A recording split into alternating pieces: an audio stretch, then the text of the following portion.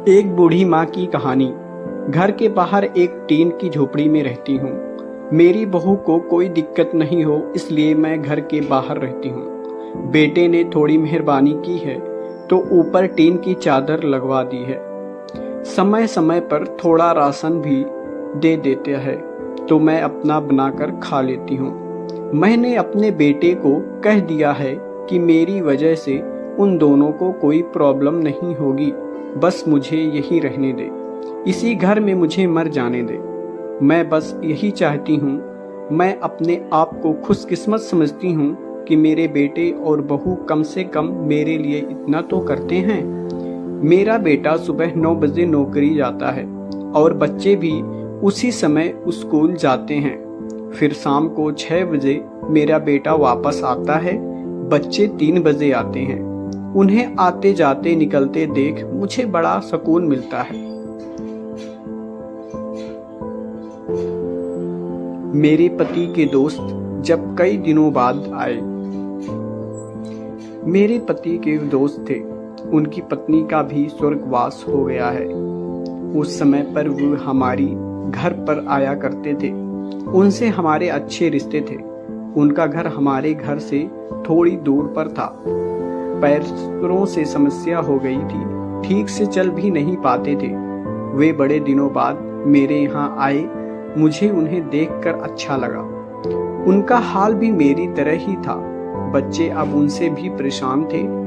आकर मेरे पास अपना दुखड़ा रोते थे और उन दिनों को याद करते थे। बुढ़ापा हम जैसों को बहुत रुलाता है। उनकी पत्नी का स्वर्गवास हो गया था और उन्हें चलने उठने में समस्या थी, इसलिए वो अपने खाना भी नहीं बना पाते थे।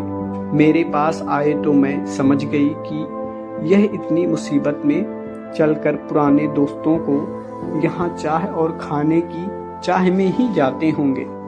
उनकी भी अपनी मजबूरी थी। वो आए तो मैंने उनके लिए खाना बनाया और उन्हें खिलाया। मना कर रहे थे नहीं खाना, लेकिन मुझे पता था कि उनको भूख लगी है। बहू ने खाना नहीं दिया। मेरी बहू ने मुझे और उन्हें खाना खाते देख लिया। वो कुछ भी ना बोली। ऐसे ही वो यहाँ 2-3 बार आए। जब भी वो आते मैं उन्हें खाना खिलाती। फिर उनके जाने के बाद जब मेरा बेटा आया तो बहू कहती कि तुम्हारी माँ कितनी बेशर्म है, पता नहीं किस किस को आजकल बुलाकर खाना खिला रही है। बड़ी मुश्किल से कमाया जाता है और यह लुटाने में लगी हैं। इनका राशन बंद करो, कुछ दिनों भूखी रहेंगी तो अकल ठिकाने आएगी। मैंने कहा कि अपने हिस्से का उन्हें खिलाती हूँ, तुम्हारे पिता के पुराने मित्र हैं। फिर भी बहू का उल्टा सीधा बोलना शुरू रहा। घर के बाहर रहकर उनको आजादी मिल गई है, पता नहीं क्या क्या क्या करती है। बेटा भी बोला कि कुछ दिन भूखा ही रहने दो इन्हें। मुझे मेरे बेटे ने घर के पीछे सीढ़ी के पास ले जाकर बिठा दिया। कहा कि अब यहीं बैठो।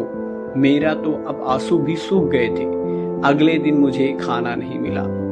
मेरे दिन के उस छोटे से कमरे को बहू ने तोड़ दिया।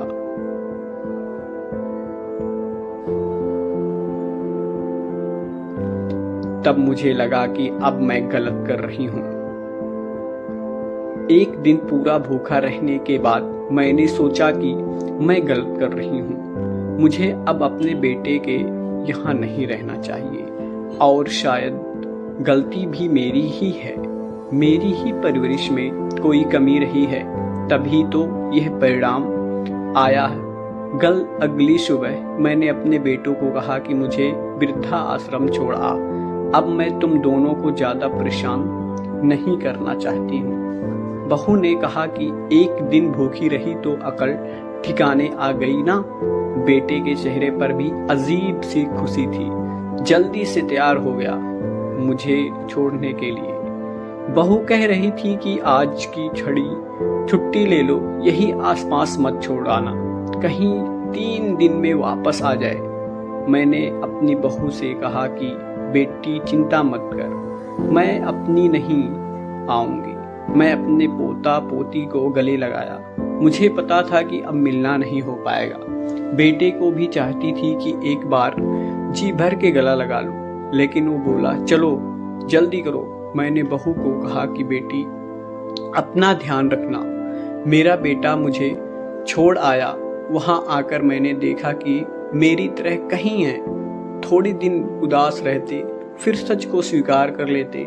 मैं अब यहाँ खुश हूँ, कुछ काम भी करती हूँ। मैं चाहती हूँ कि ऐसा कहूँ कि ऐसा किसी के साथ ना हो, लेकिन ऐसा कब किसके साथ हो जाए कोई बता नहीं सकता।